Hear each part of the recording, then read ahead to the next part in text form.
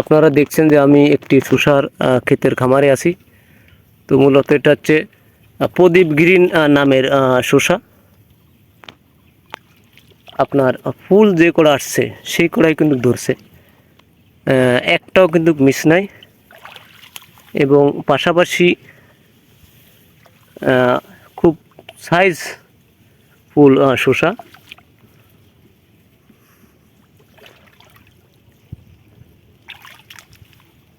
মূলত phosphate, potash, urea, gypsum, থিওবিট, boron এইগুলো দিতে হবে, এর বিকল্প কোনো কিছুই নাই। এবং কিছু হরমোন ব্যবহার করতে হয় একদম গোড়ার থেকে কিন্তু ফলন। এই জাতটার নাম হচ্ছে রাইডার 3 এবং প্রদীপ গ্রিন, দুই ধরনের জাত। মূলত দেখেন ফল ধরেছে, আসলে চমৎকার একটা বিষয়।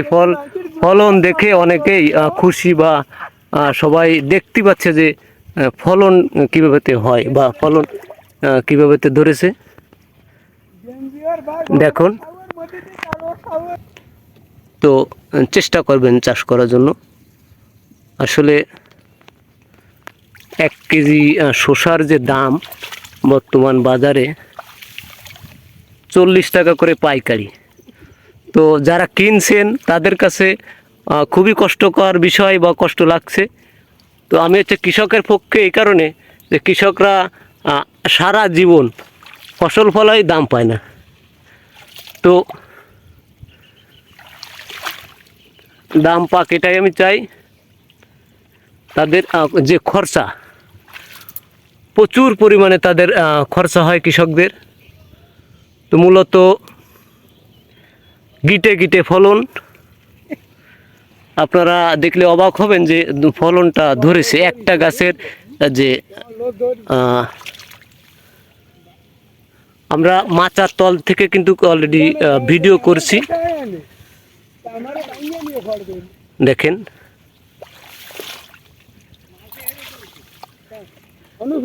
ফল, থিওবিট, বোরন এগুলো একটু বেশি বেশি করে দিবেন। কৃষকের মুখে হাসির জোয়ার চলছে।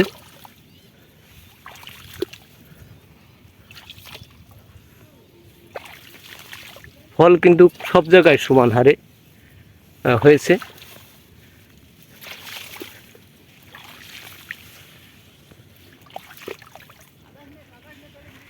তিনটে শসা 40 টাকা দাম, 3 পিস শসা 40 টাকা দাম।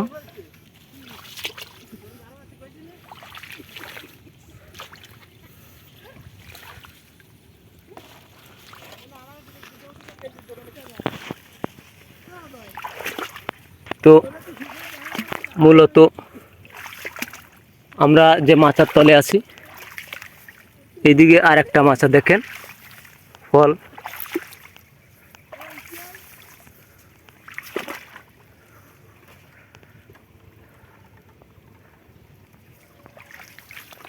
চেষ্টা করলে কিন্তু আপনিও পারবেন এই ধরনের ফসল ফলাইতে।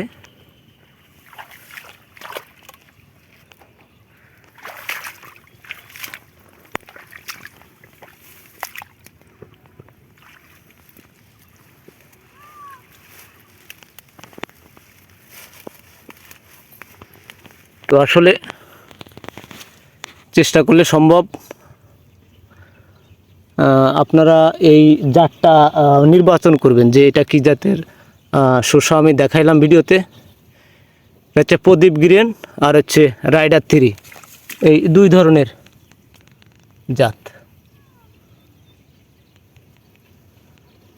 তো মূলত অনেক কথা বলা ছিল, আজকে আর হয়তো বলা হচ্ছে না।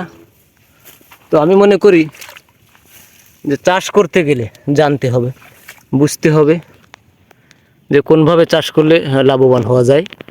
সবাইকে আজকের মতো এই পর্যন্তই, ধন্যবাদ।